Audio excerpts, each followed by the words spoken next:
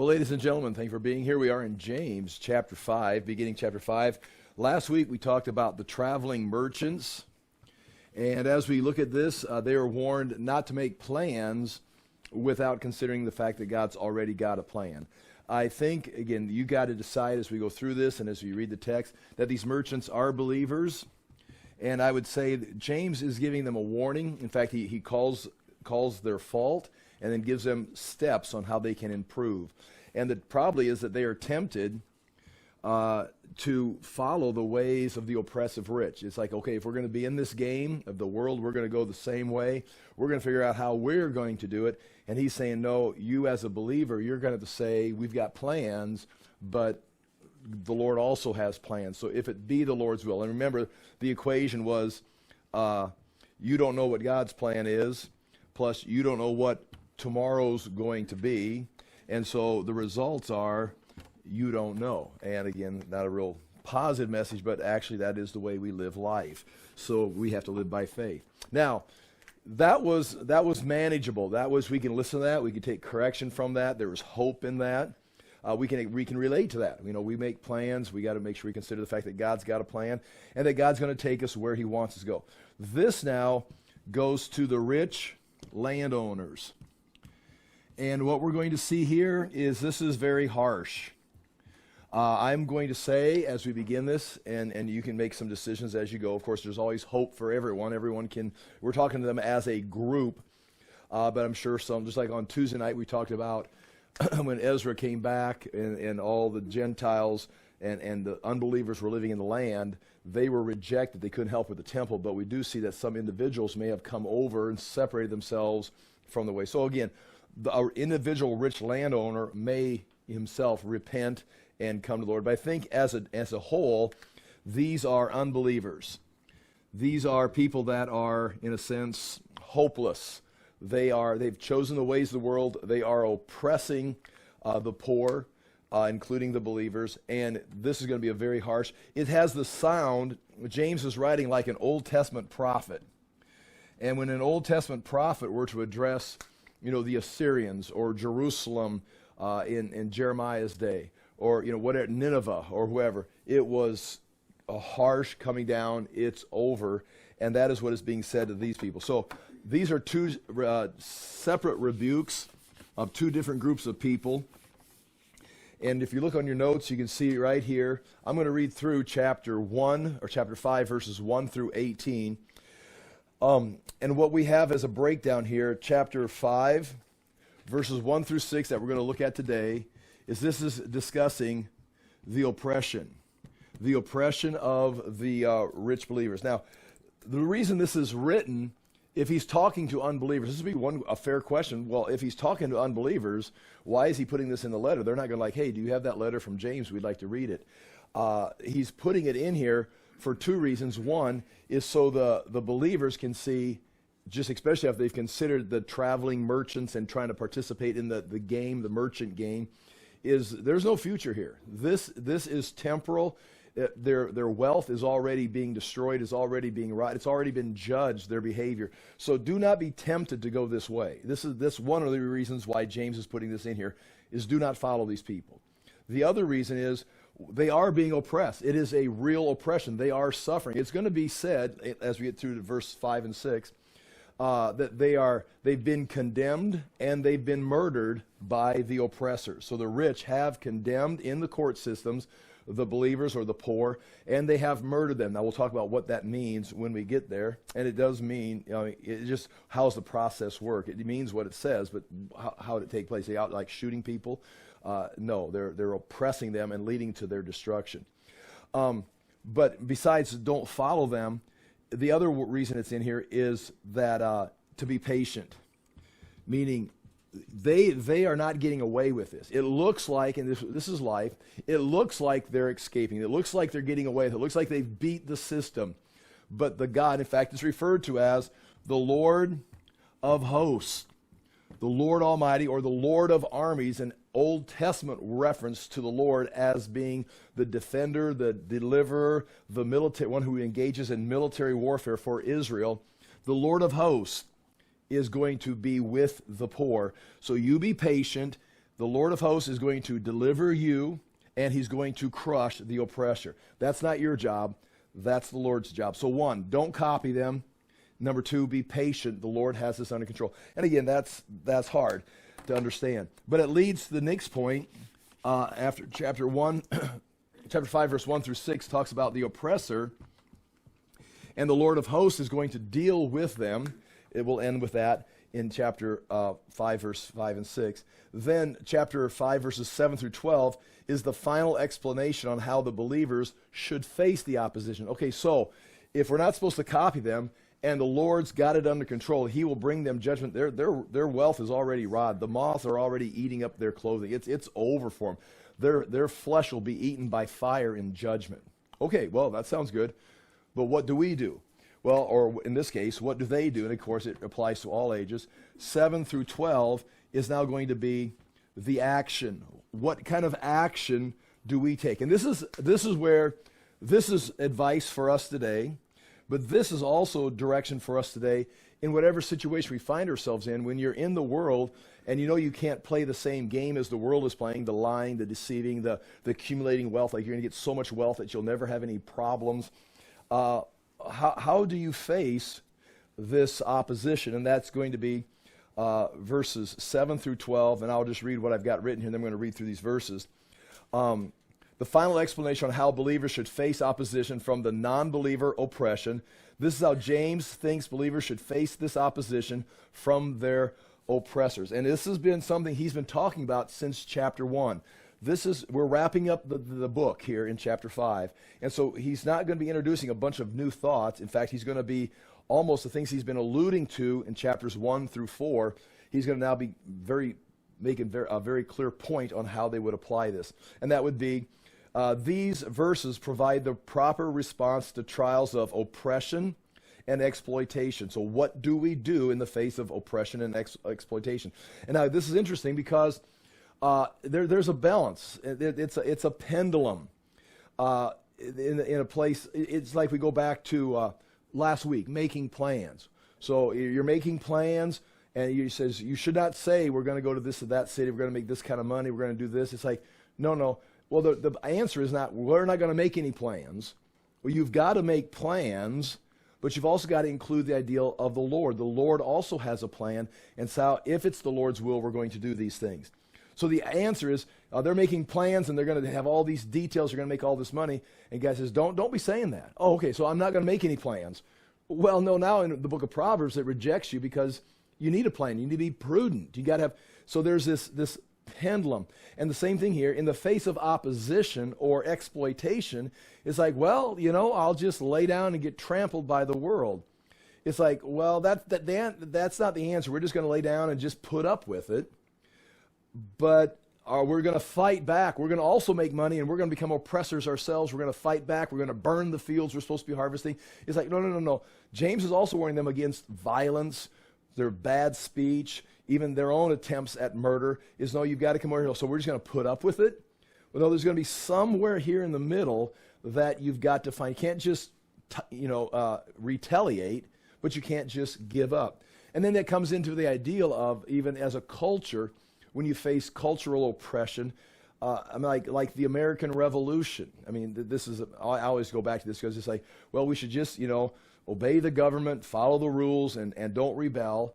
Well, if they had done that with the British, there would never be an America. There's a point where you've got to fight back, but when do you fight back? And James is giving these believers here the directions. Now, they are in a position where they are probably, what we'd say, in the fourth generation situation. They're being devoured by the elite. And we see the prophets will have several references to this. But this is the action, and this is where we should begin. The action that they take is they're being oppressed and exploited. And James is going to say in chapter 5, verse 7 through 12, is patience and endurance. You're going to need to be patient, and you're going to need to be enduring, hupomone. And again, that sounds like, well, you just lay down and get rolled over, but you're going to continue to do the right thing. You're going to continue to act in righteousness. So there's going to be other things you're going to do, but you are definitely not going to come back and fight the oppressors. And that is what this group is wanting to do. They're wanting to fight back. They're wanting to lash out. In fact, if this is one congregation of Jewish believers, or if there are several that are receiving this letter, there appear to be several, because he says, not many of you should desire to be teachers, because the teacher will be judged more severely. So there's more than one person teaching in this group. So if it's one large group of people, or if it's several community groups, there are probably what we'd say teachers that are calling for action. They're going the way of the zealots. We're going to fight back. We can't put up with. And you can hear this even in sermons, and if Bible teachers. You listen to someone teaching the Bible, or they're giving a message, and they're going to, I do it myself. You're going to reflect your opinions, and I would assume in this group right here, there are those calling for violent action, because this is the fourth generation. And if you're a child of the fourth generation, and if you're a preacher in the fourth generation, you're going to think like the fourth generation. That's where you're going to have to renew your mind, come back to the Word of God, and don't just be an echo chamber for what everybody else is calling for. We're going to riot, we're going to burn things down, we're going to protest. It's like, okay, are you sure? That's what everybody else is doing. That's what we do in the fourth generation. It's like, whoa. What should we be doing? And James is talking about patience and endurance in the midst of this. And again, I'm going to read those verses real quickly, and you can hear them. And then the last part is chapter 5, verse 13 through 18. After you've applied this patience and endurance, he's going to now start talking about prayer. You're going to go to God in prayer. Now, this patience and endurance includes living righteously. It would be like, that would be where you would apply the love. You become a servant to all. You're not self-centered. You're not trying to get your piece of the pie here. Of course, obviously these people are going to work. They're working in someone's field, so they're trying to take care of their families. They're trying to provide for their own needs, if it be food, shelter, clothing. They're trying to have provisions, so they're out being active. They're just in a very difficult situation where they're getting, in a sense, ripped off. And they're being dragged into court by the society, by the culture. Well, they're supposed to be patient and endure, trusting God, because the whole book is about, if your patience and endurance it's going to have a work. It's going to bring you to completion. It's going to bring you to maturity. So you learn in the place of opposition. You live with patience and endurance. Yeah, but how are we going to get our piece of the pie? How are we going to get our fair share? When are we going to have vengeance? It's like, wait. These oppressors are getting their stuff today. They're rich and wealthy today, but it's already passing away. You may be suffering, but be patient and endure, continue in righteousness, continue in selflessness, because you're building something of what we'd say the Christian character. You're building, and this is, you talk to this about to Westerners or Americans, or talk to me, it's like, well, yeah, I'm interested in becoming Christ-like, but I'm also interested in having, food and a nice house and a nice green yard. I want a running vehicle. And James is, in a sense, bypassing that. Not, they're going to work. They're trying to get their provisions. But he says something bigger is happening here than you having a nice house and having a green yard and automobiles that run. Your patience and endurance is building a character. In fact, he's going to say, we consider those blessed who have to endure, because you're being transformed. And it's like, it's like trying to teach a kid math in second grade. Who wants to learn this? When are we ever going to learn math? When are we going to ever need to learn how to read? Can we just have recess?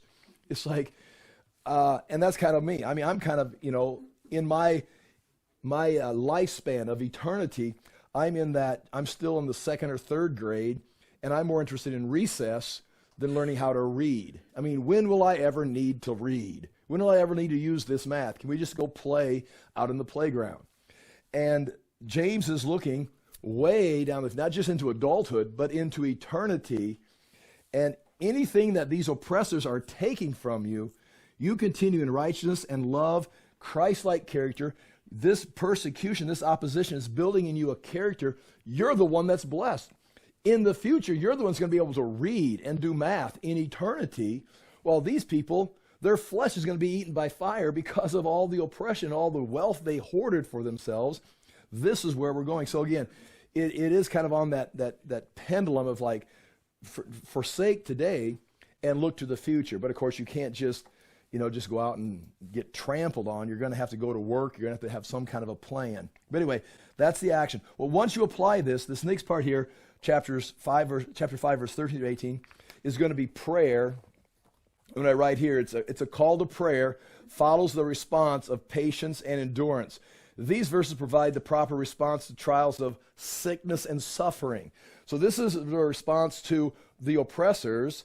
And once you respond with patience and endurance, you go to prayer, walk with God, but also you're going to, even in this case, you're going to face life, sickness, and suffering, and the proper response is going to be confession of sin after the self-examination and then prayer. And of course, chapter 5, verse 13, 18 is probably sometime in August before we get there, so don't get too concerned. I'm going to read out of the NIV.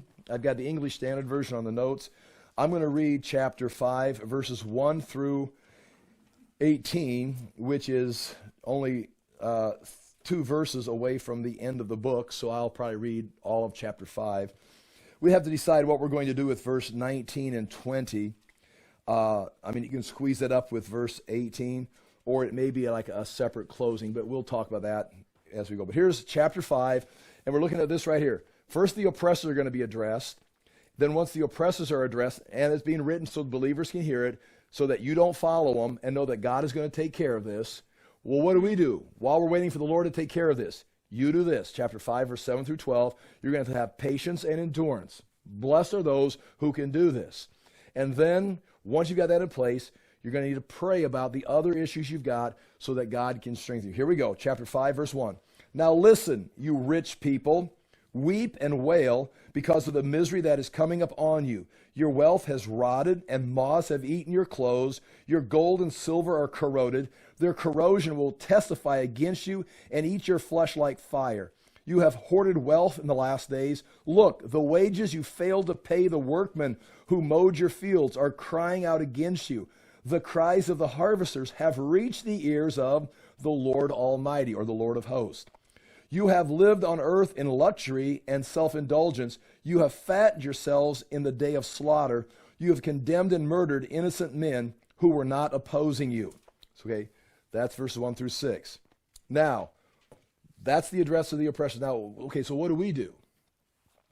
Be patient then, brothers, until the Lord's coming. The Lord's coming to do what? Judge the oppressors. See right there? It's like, be patient till the Lord's coming. When's he coming? Well, the coming is in reference to he's coming to judge your oppressors. You don't, point right there, you don't judge them. Be patient. The Lord is coming. He just says the Lord Almighty is coming. Be patient then, brothers. And see, notice he says brothers, so now he's addressing the Christians directly. In chapter 5, listen, you rich. Now chapter 5, verse 7, brothers, here's how you respond to your oppressors. And again, this would be useful for us today in any situation we find ourselves in as far as being under oppression. Be patient then, brothers, until the Lord's coming. See how the farmer waits for the land to yield its valuable crop, and how patient he is for the autumn and spring rains. Meaning life, history is a season. We're not in harvest season yet. Harvest season is coming when the Lord returns. So just wait for the harvest. You too be patient and stand firm, because the Lord's coming is near. Now again, that Lord's coming, that's an eschatological reference, but we're already passed into the age of eschatology in the sense that the Christ has already come with a promise of leaving and coming back. So we're already in that age, so we're waiting for the second coming. But this Lord's coming in this culture, and we'll talk about it more when we get there, at this time in this culture, the Lord's coming could be not the end of the age, but the end of this fourth generation in Israel. Meaning 70 AD, when Rome comes in and pushes, because they're right there, they're pushing. These are the oppressors of the fourth generation in, say, 45 AD. So, within, 20 years, they've started a revolt against Rome. Maybe they can't think clearly. So, James may be referring, and Jesus himself said that was going to take place. This generation will not pass away until they see the destruction of the temple. And James is saying the Lord's coming is near. He's going to. Now again, they don't know any more than we do that if this destruction of Jerusalem is the ending of the fourth generation of Israel in 70 AD and the coming of the Christ, the second coming, or is that just the overthrow of that culture and then we reset and move on to another cycle? Same thing, we're looking at our culture. It's like, oh, it looks like we're living the end times. Of course, people have said that for 2,000 years because it's been true for 2,000 years. Somewhere in the world, it looks like we're living in the end times. God overthrows the culture. Everything collapses. It gets reset, and there's no Messiah. And we cycle back through. So we are in a similar situation, potentially, in a fourth generation. And when this generation falls, when America collapses, it's over. We're into the kingdom age. Those are two different events. America is going to go through its cycle of its relevance in history. And when it ends, it may be the second coming of the Messiah. Or it may end, someone else will move in, reset the nation, and history will continue for another 2,000 years. And again, well, what do you think? Well, I can think and have opinions, but Jesus says very clearly, you don't know. So the very fact, whenever you say, here's what I think, you have to include with that, when we talk about the end times, the idea that, but it hasn't been revealed. I don't know. I've got my charts, I've got my guesses, but I don't have the answer book. I don't know. And so James is in a similar situation. The end of this culture could be the return of Christ. Or the end of the culture could just be the end of the culture. Jesus resets history and we move on. Okay. You too be patient and stand firm because the Lord's coming is near. Don't grumble against each other, brothers, or you will be judged. The judge is standing at the door. So again, if we put that in the fourth generation context, don't you join in this culture and be grumbling against each other. The very judge that is coming back to judge the oppressors in this generation is standing at the door, and if you get out of line, you're going to line up yourself for this judgment, if it be generational or if it be eschatological. Okay, that's I'm still in this section right here, sorry. Verse 10. Brothers, as an example of patience in the face of suffering, now he gives you two examples. Take the prophets who spoke in the name of the Lord. So if you want to say Jeremiah, Isaiah, Amos, Micah. As you know, we consider, here's the line, we consider blessed those who have persevered. The answer is, these people are not blessed. Who is blessed? These people, not because they're oppressed, but they're blessed because they endure in the oppression. They in patient endurance, hupomone, they stand up and continue to perform righteousness, selflessness, living a godly life under oppression. Again, you're not going to be blessed just because you're oppressed. I'm oppressed, God is going to bless me. Well, not if you grumble against each other, not if you have a bad attitude. You're going to line up over here for judgment. You're just part of the world. But if you can rise out of your oppression and continue to trust God, live righteously, it says it right here. It says, as you know, we consider blessed those who have persevered. We do not consider blessed those who have been oppressed. We consider blessed those who have been persevering in oppression. You have heard of Job's perseverance and have seen what the Lord finally brought about. The Lord is full of compassion and mercy. He sees this. He wants to reconcile this. He's full of mercy and compassion. Now, I got one more verse. Above all, brothers, do not swear, not by heaven or earth, or by anything else. Let your yes be yes and your no, no, or you will be condemned. And that would probably be in these people trying to be patient and endure under oppression is taking oaths or making promises that they cannot keep, meaning they owe money. I will pay it tomorrow. Give me a loan, I'll fix this. It's like no. You just say yeah. You're going to live righteous, be selfless, be patient during. Can you pay the money? No, I don't have any money. I am broke. You've taken everything I've got. I have nothing. Instead, take an oath. No, but I promise I will. And now you're playing into this system here where you're swearing to the oppressors that I'm going to sign a contract. I will agree. I will. It's like, and now you're going to now it's going to cycle back and you can't keep your oath because you said, instead of saying, no, I don't have money, it's like, no, but if I swear I will have it by, and then you said a date, and then they're going to put interest on it. They're going to ask for a double, whatever it is, and you're going to compound your problem. You're not being patient. You're not enduring. You're trying to play the game. You're trying to compromise. Again, see where that verse is at. if he's just writing Proverbs, don't do this, make sure you do this. Here's another little thought here. Oh, by the way, make sure you cook your meat thoroughly. And it's just giving you all these little home advice tips. Then you can't do that. But if this is flowing a thought right here at this point, you're being oppressed, you're being patient endurance. Now listen, in this place of being patient endurance, don't be making promises. You go right back to the traveling merchant. Tomorrow we're going to go to this city, we're going to do this kind of deal, we're going to make this kind of money. Well, now here, under the oppression, you're not a traveling merchant, you don't have any money, but, well, I tell you what I'm going to do. It's like, you don't know what you're going to do. Do you have the money? No. Do you have the money? Yes. It's like, don't be making vows or oaths. Again, it seems like that would be the way we look at it. Above all, my brothers, do not swear, not by heaven or by earth or by anything else. Let your yes be yes and your no, no, or you will be condemned. Not necessarily condemned by God, but you're going to be condemned by the oppressors, because you don't know what's going to happen. Chapter 3, now we go into the last part about prayer right here. Follow all this up. Is any one of you in trouble? He should pray. Is anyone happy? Let him sing songs of praise. Is any one of you sick? He should call the elders of the church to pray over him and anoint him with oil in the name of the Lord. And the prayer offered in faith will make the sick person well. The Lord will raise him up.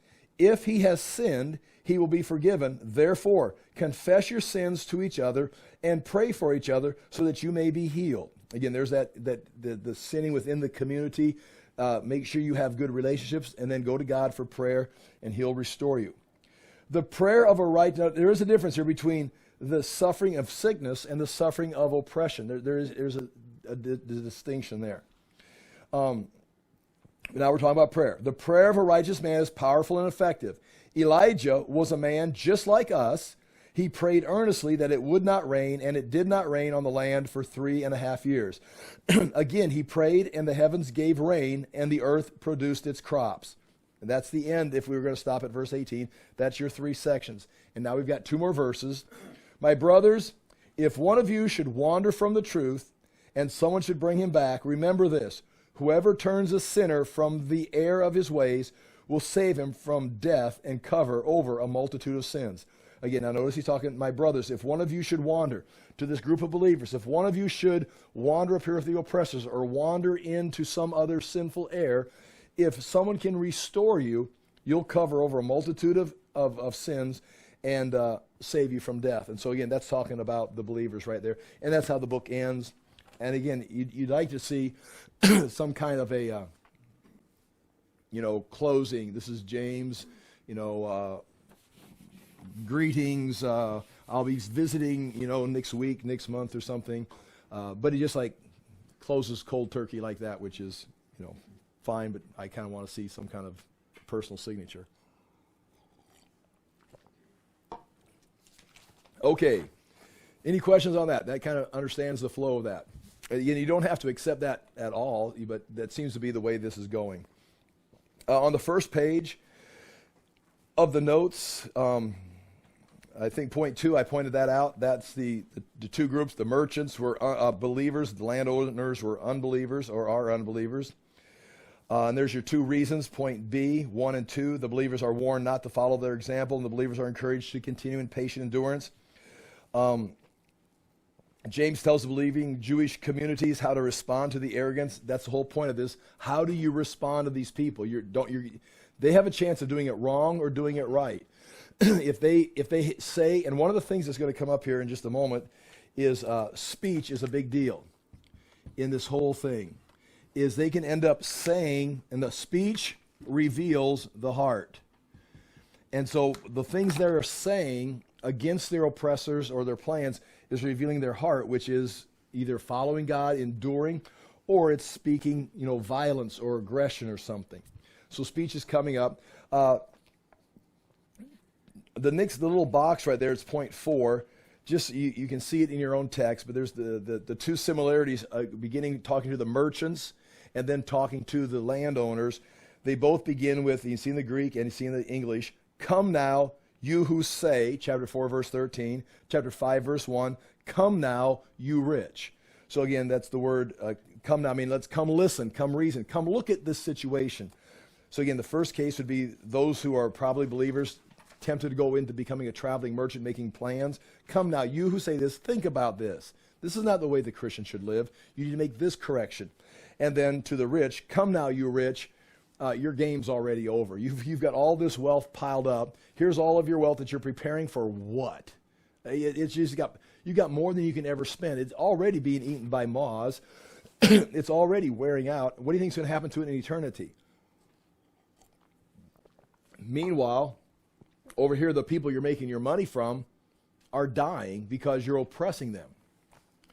Point 5, the situation captures the meaning and application of the points of doctrine stated in the opening chapters. These are just some things that we've seen throughout the book. Bottom of page 1, count it all joy, my brothers, when you meet trials of various kinds, for you know that the testing of your faith develops perseverance or produces steadfastness. And let the lowly brother boast in his exaltation, chapter 1, verse 9. And then also chapter 1, blessed is a man who remains steadfast. So there's 3 references. You're blessed if you're under opposition and you can endure. And then in here, point D, chapter 5, verse 11, it says very clearly, behold, we consider those blessed who remain steadfast. So he starts off saying you need to be steadfast. He's gone all the way through the book. He says, now, if you're still standing, you are the blessed one, not this rich man. See the contrast. This rich man, you say, oh, I want to be like the rich man. No, you don't. This is the kid that's at recess in the entire educational system. When it gets into eternity, they won't be able to read, they won't be able to write, they won't be able to do math. They're completely incompetent. Point 6, 3 of James' main themes are combined here. And the 3 themes that we've seen throughout this book are wealth, which refers to possessions and property, persecution, which involves oppression and injustice, and then speech. And the speech is going to be either correct or wrong speech, which indicates your heart. I've got 3 things written down here on the problems presented here. Seeking wealth can lead to wrong speech. And the error, what we just saw in chapter 4 last week, come now you who say tomorrow we will go and do this, because you're saying something wrong, it indicates your heart is in the wrong place. And the correction, instead you ought to say, this is how you should speak. Make this correction if it be the Lord's will. Then facing persecution. That's the second point. Leads to wrong speech. Chapter 5, verse 12. Above all, my brothers, do not swear either by heaven or by earth or by any other oath, but let your yes be yes and your no be no.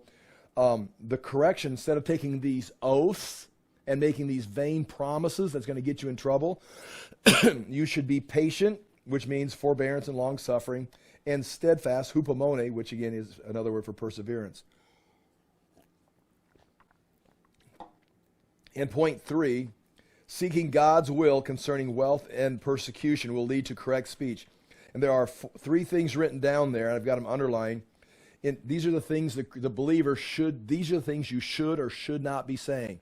Again, these are not things that are like rituals that are meaningless. If it's coming out of your mouth, Jesus says, it reveals you. Out of the mouth, the abundance of the heart is revealed. And so, chapter 5, verse 9, do not grumble against each other, brothers, so that you may not be judged. Behold, the judge is standing at the door. So do not start infighting because you're oppressed on the outside. Stop grumbling. Chapter 5, verse 12, but above all, my brothers, do not swear. We've already seen that several times. Do not swear, take oaths. That you're not solving problems by making promises that you can't predict the future, you can't go there. Don't be making these oaths. Just yes or no, can you do it? No, I can't. Or yes, I can. Or chapter 4, verse 11, do not speak evil against one another, brothers. The one who speaks against a brother or judges his brother speaks evil against the law, and we've talked about that. Other parallels, the unjust rich. This is interesting. Chapter 1, verse 10, the rich in his humiliation, because like a flower of the grass, he will pass away. So again, going back to chapter 1, the rich man is currently passing away. Meaning, oh, look how powerful he is. Yeah, but look, every day he's getting older. Every day the hoarding of his wealth, it's becoming more worthless. It's aging. So the rich man, chapter 1, is passing away. Chapter 5, verse 1 through 2 that we're starting with today. Come now, you rich, weep and howl for the miseries that are coming upon you. Your riches have rotted. So now, the riches have passed away. So this is the rich man. He's passing away. All of his riches are passing away, and we're going into eternity. And what's he got? Zero. He's not even there. There's nothing. Don't let this temporal world deceive you. And again, it's so hard because that's all we see, and that's why the Word of God is important. It helps us to get a perspective. And again, you can come up with a million examples of making that point. Point on page 2 then. Am I on page 2? Oh, I'm on the bottom of page 2. Okay, turn the page. Yeah. Point C on page 3 at the top, patient endurance. And that's just talking about something we've already explained. Point 8, Paul's letter he's an Old Testament prophet. The staccato, the commentators kept using the word staccato. When we get through these phrases, there's no, they're just short sentences and there's no conjunctions. It's just like, these are the things that are wrong. And he's like an Old Testament prophet just listing off the problems with the rich. And it parallels, we'll see several verses, parallels some of the Old Testament prophets. It also has an apocalyptic tone to it, meaning apocalyptic, talking about the end times. And so he's right here, James takes on the Old Testament prophet and the ideal of the end times, the apocalyptic text, like if it be, Daniel or one of the writings of Enoch or something. And so he's combining these things together, getting people ready for the end. All right, now, point 9, and then we're going to go through the whole verses 1 through 6 today. But here's a breakdown of what we're looking at today. Chapter 5, verse 1 is the opening warning. Weep and howl for your miseries that are coming. Talking to the rich. You should be weeping and howling.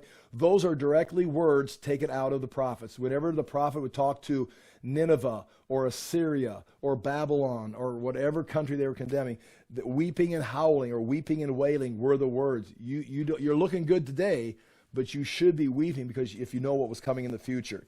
And then here comes the short, chapter 5, verses 2 through 3, short, sharp, staccato-like statements describing the lifestyle of the rich. Here's what their life. They have riches. They have garments. They have gold and silver. They have treasures that are laid up. This list continues in verse 5. If you drop down to verse 5, they've lived in luxury, they've lived in self-indulgence, and they've fattened their hearts. So they've got riches, garments, gold, silver, and they've laid up treasure. They're living in luxury. They're living in self-indulgence, meaning they've got everything they want, and they're just trying to figure out another way to enjoy more of what they've got. Their whole focus is on today. How do I get more so I can enjoy more right now today? And their vision is so, as you would say, very elementary. But yet the world looks at him and says, that's who we want to be. And he says, you fattened your hearts. And he's going to say, in the day of slaughter. I mean, they're almost like animals being prepared for slaughter. And so there's no thought to it except for their self-satisfaction. Then, and it also talks about, it compares each of the riches have rotted, the garments are moth-eaten, the gold and silver have corroded or rusted, we'll look at that word, and the treasures that they've laid up are going to end up being part of their judgment. And the word is going to be used in there, I don't know if I got it in this part right here. All these things are testimonies against them. It's going to be evidence. So you have all this stuff. The only thing it's going to be good for is on the day of judgment is evidence that you were a failure. But look how much I've got. And you've just hoarded it. Now again, the ideal here is not, and you got to be careful, once again, it's not bad to be rich. The idea is that they're rich with the intention of getting richer, with the intention of just keeping and using as much as they can, instead of like using their wealth for some benefit, especially when they have this over for themselves. And as they're getting this, they're just crushing other people, destroying people's lives. It's one thing to have riches and then use it for, whatever kind of purpose, advancement of society or helping other people or whatever you're doing with it. I mean, who can judge that? But James is judging these people because their only intention is self-indulgence while they're crushing other people. And they've got so much, it's not like they're ever going to use it all. Well, we got to make sure we're prepared for the future. I think you are. I mean, your life is not that long. You've got more than enough. Meanwhile, these people's lives are over. Just throw them a few crumbs and their life will continue. So that's their statement there. Okay, point 5.4c, 5.4, the oppression of the laborers has reached the ears of God, and that's going to be said two different ways. God has heard the cries. And he's heard two things. He's going to hear the cry of the wages that haven't been paid, and he's going to hear the cries of the laborers who are perishing. And when it reaches God's ears, when you ever see in the Bible the cries, if it was the slaves in Egypt crying out, God heard their cry and remembered, he came and acted. If it's Sodom and Gomorrah, God heard, went down to see. When God hears these things, it means judgment is coming. And then 5.6, based on the facts, the evidence. This is the evidence that's going to be against them. The laborers are treated unjustly, and the rich have more than they will ever need. So the evidence that is mounted up, here's the rich. It's like, okay, you've got all this riches, but the evidence, I'm looking over here, and these people are crying out because you've got all their stuff. That's evidence that you are wicked. And then we look at your pile of stuff. You've got more stuff than you'll ever need. There's more evidence against you. You've been judged by all these things that are evidence against you. And the verdict, the rich have condemned innocent people and have murdered, and we'll talk about how they have condemned and murdered other people. So here we go, chapter 5, verse 1. In the English Standard Version on the bottom of page 3, very simply, we've already addressed it. Come now, you rich.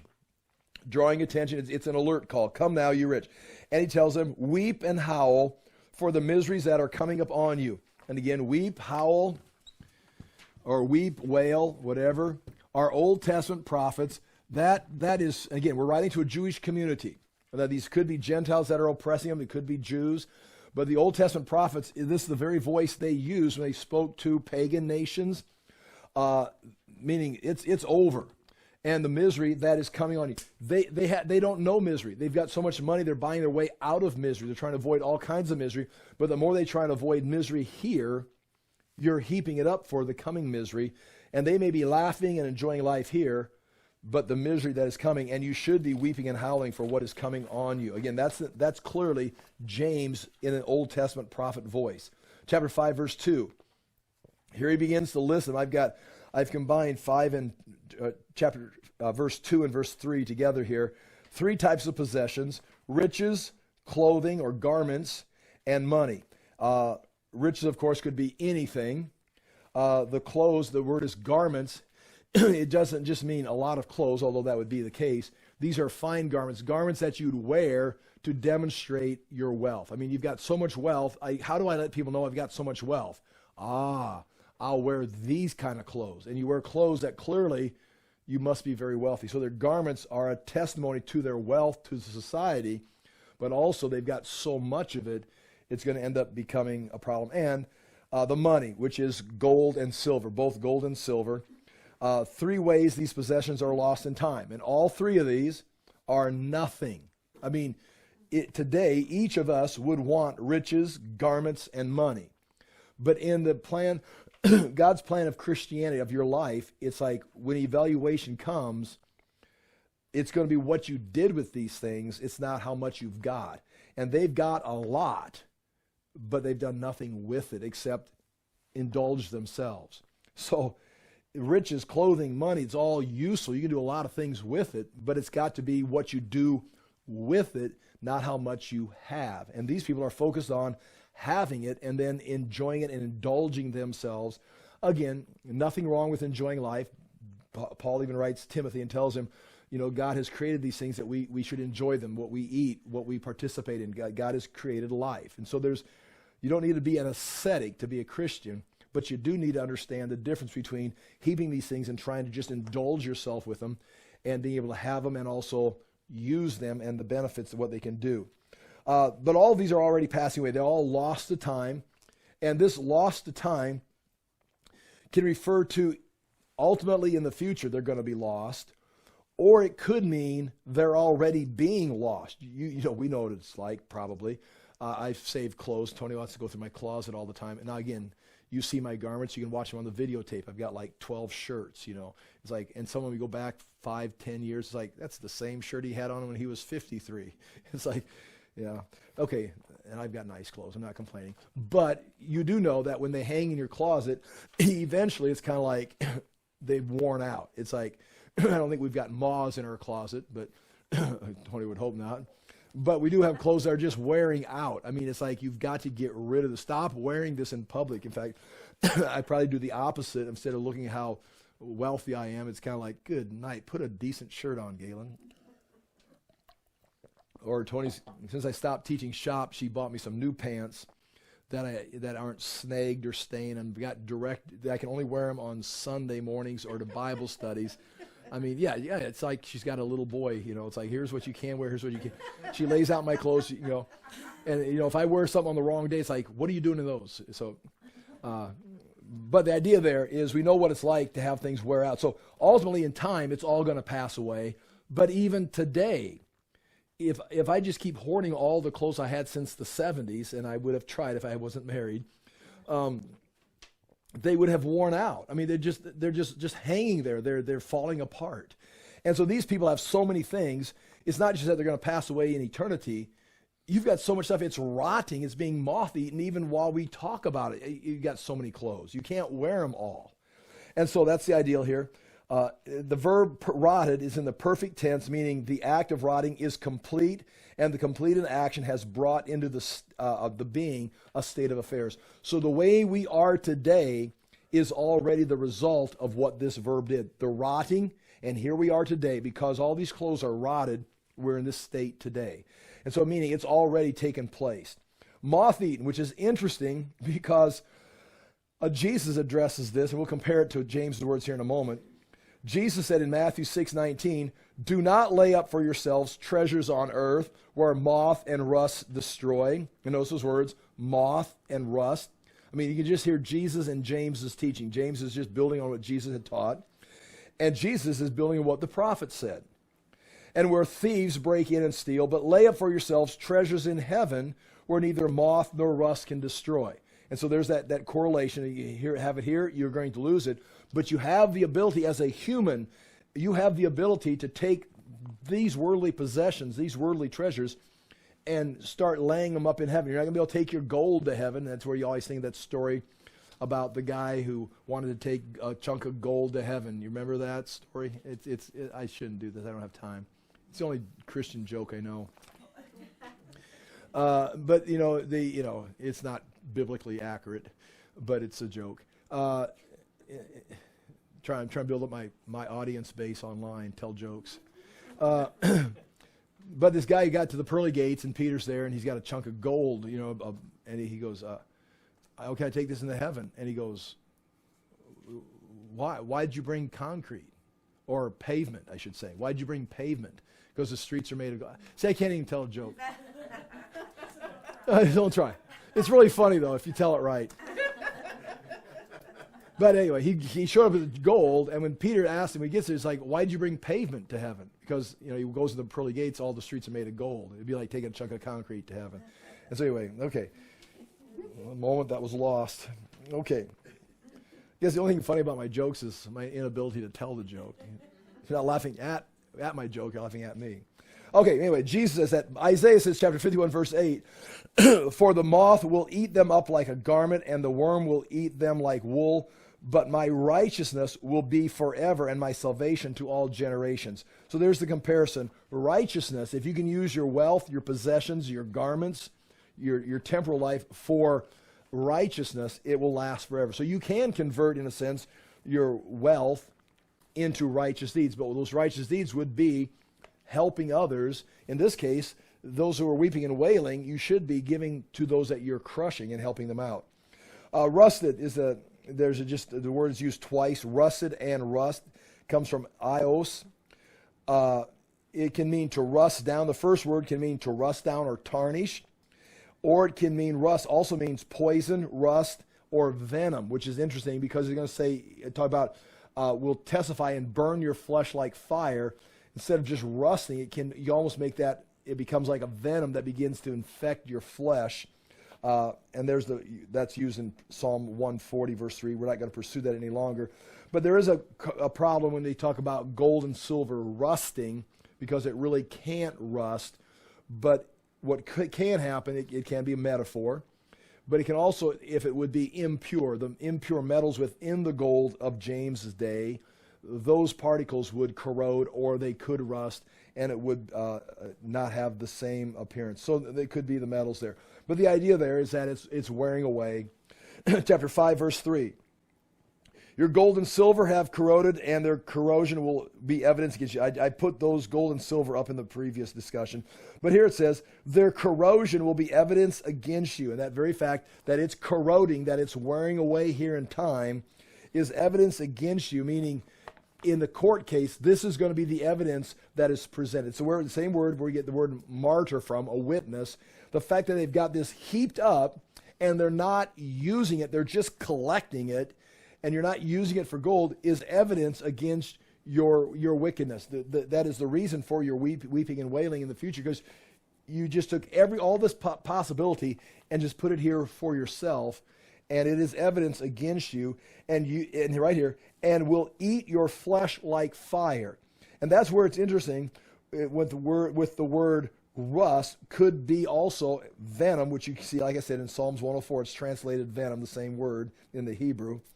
And it, like a venom, would be eating or infecting your flesh.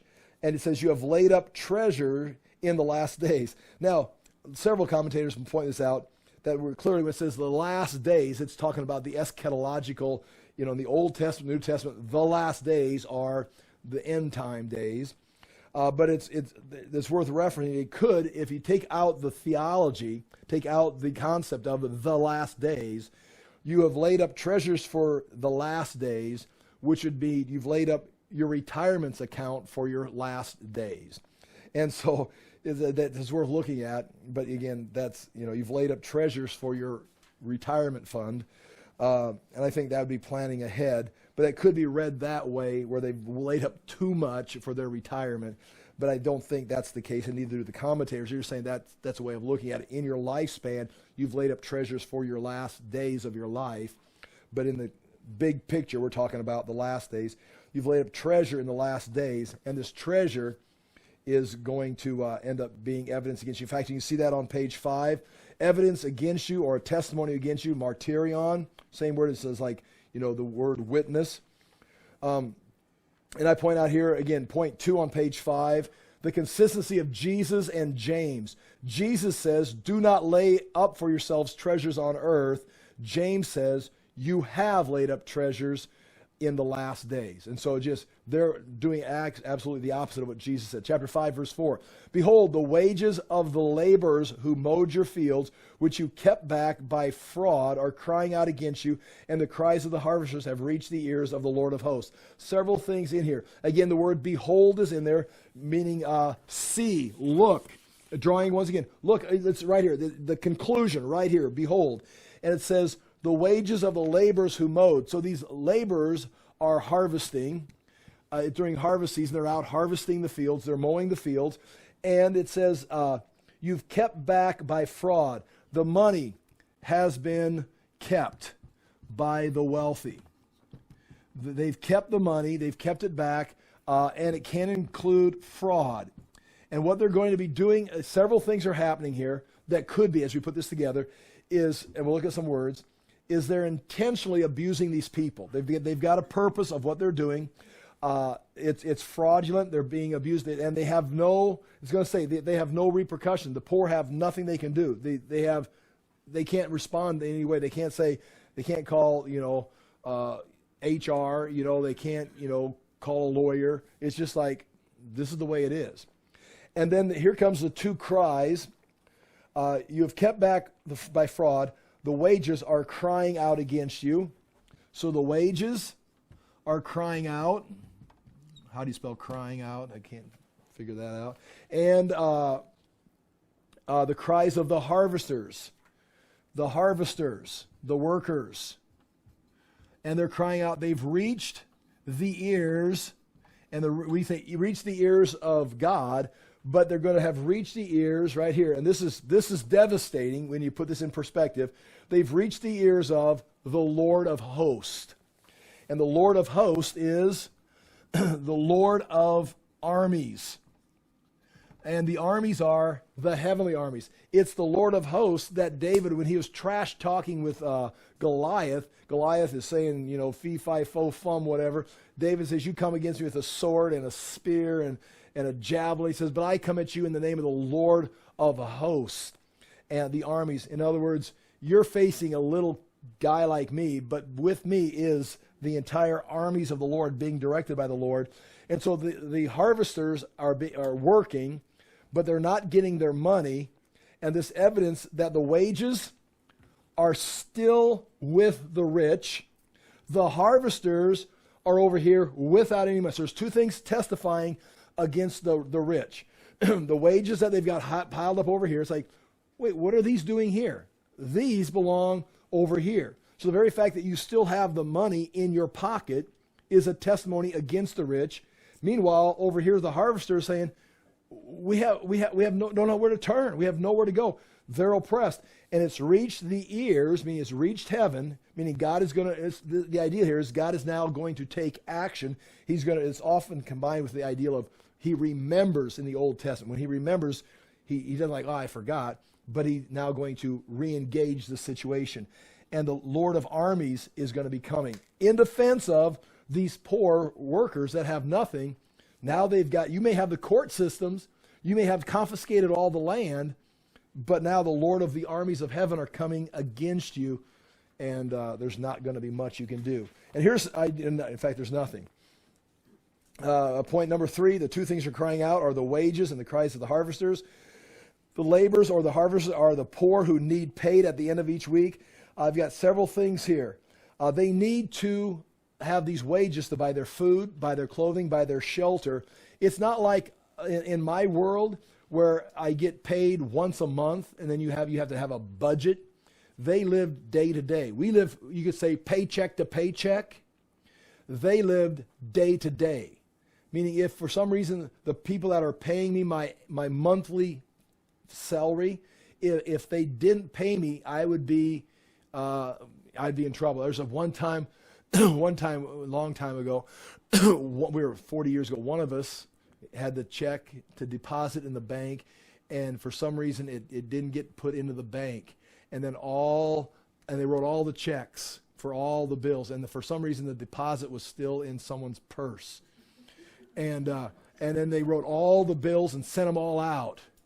And then every check for every bill that month bounced with it was like a $2,000 penalty. What was it like? It was $80. That was a lot of money back then. It seemed like $2,000. I mean, back in the day, it could have been. It was like, $10 or $20 a check. But, and it all bounced, and we didn't have, it's like, and so then the person realized what had happened, and they were crying and crying and crying because we had, very little money, and now everything bounced. Now we owe more money. Went to the bank, and the bank, the clerk at the bank, and it's safe to say this story now because it's a long, long time ago in a land far, far away. And the lady says, it's my last day. I'll just cancel all these. And they let all the checks go through, canceled all the overdrafts. But the point being, the branch was closing. But the point being, we live paycheck to paycheck, and if you don't have that paycheck, we're going to wait. We're not going to pay you this month. We'll maybe catch up later. It's like just show up for work. It's like we'd be devastated.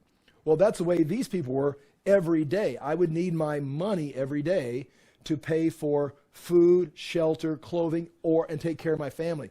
Well, now by not having this, I mean, we're going to say murdered. You've murdered them, and that is I'm running out of time. We got to pick this up next week. But the ideal is by keeping this money back, you were killing them, literally, because they have no food. They're homeless now. They have no food, and they've got a family. And it wasn't just one day. And here's the references at the bottom of page 5. I'll read this. This is the Old Testament law. One of the things the Old Testament law was good at, and it's interesting, is the poor were always considered. They're trying to set up a cultural structure so that you would always have the poor with you, but the poor were always had a way to recover. And here it is. To neglect their daily needs was to deny them life. Point C, the Old Testament law and prophets spoke to this issue. Leviticus 19:13, one of the laws. You shall not oppress your neighbor or rob him. Okay, that makes sense. Don't oppress your neighbor or rob him. And then it says, the wages of a hired worker shall not remain with you all night until morning. In other words, at the end of the day, if they worked in your field, you pay them their money. You don't say, okay, you worked all day, you earned whatever, and then keep it overnight, because they need it. They're working not to have a career. They're working for that money to buy food. Deuteronomy 24:15. You shall give him his wages on the same day before the sun sets, for he is poor and counts on it, lest he cry against you to the Lord and you be guilty of sin. That's Deuteronomy 24:15. James, this whole chapter is Deuteronomy 24 verse 15 being violated. You shall give him his wages on the same day before the sun sets, for he is poor and counts on it. But instead he's poor and he's counting on it, but you're not paying him because he's poor. And what is he going to do? What are you going to do if I don't pay you? Who are you going to tell? You have no lawyer. You have no benefits. Only thing holding me back is the law of Moses. And what's that? I'll just keep it. It says, but here, lest he cry against you to the Lord and you be guilty of sin. So what the worker's only option is to pray, cry out to the Lord. And the Lord of hosts has heard that, James saying, and so look out, start weeping and wailing. Jeremiah 22 verse 13. Woe to him who builds his house by unrighteousness. How do you build your house by unrighteousness? And his upper rooms by injustice. How do you build your upper rooms by injustice? Who makes his neighbor serve him for nothing and does not give him his wages, who says, I will build myself a great house with spacious upper rooms, and you don't pay anybody. And Matthew 20 verse 88, in one of Jesus' parables, we see this taking place. And when evening came, the owner of the vineyard said to his foreman, call the laborers and pay them their wages, beginning with the last up to the first. So even in Jesus' parable, they were still doing it. At the end of the day, everyone would line up and they would receive their daily wages. We got to pick this up. They've kept it by fraud, which goes through a variety of situations there. So we'll have to pick this up and continue with this next week. That is the situation. And again, I think this is the heart of the book of James right here. This is what was going on since chapter 1. There's the congregation, and this congregation is being tempted to fight back against this in some way, verbally or physically, or maybe trying to copy and emulate this lifestyle. And there are people in the church or the congregation preaching, we need to retaliate. Preaching, we're going to speaking against these people. Or having some kind of, a prosperity now message is, here's how you go out and make these plans, and here's the 4 steps of becoming prosperous like these guys. It's like James is saying, that is not the way we do things. We're waiting for the Lord of hosts, something bigger. We consider those blessed who can endure. We don't consider them blessed who can copy the world. We don't consider you blessed if you go out and burn down their fields. We consider you blessed if you can be poor and you can endure, keep doing what's right, pray to God, trust God, and whatever happens, happens, because this is already passing away. The wealth, the riches is passing away, and your poverty is passing away. Keep doing what is right. And so that's what James is kind of getting at here in the whole book. And again, he's getting very harsh right here with the rich, and very, in a sense, prophetic in the Old Testament prophet, calling down judgment on these people, but also providing encouragement. I'll pray, and we are done. Father, we thank you for the chance to look into these things. We ask that we would be the people you've called us to be, that we'd take these things to heart, that we would learn how to endure, how to trust you, how to value the things of our life, and turn them into things of eternal value. Again, we do thank you for this opportunity to hear your word, to renew our mind, and walk in a way that is pleasing to you. In Jesus' name we pray. Amen. Thank you for being here.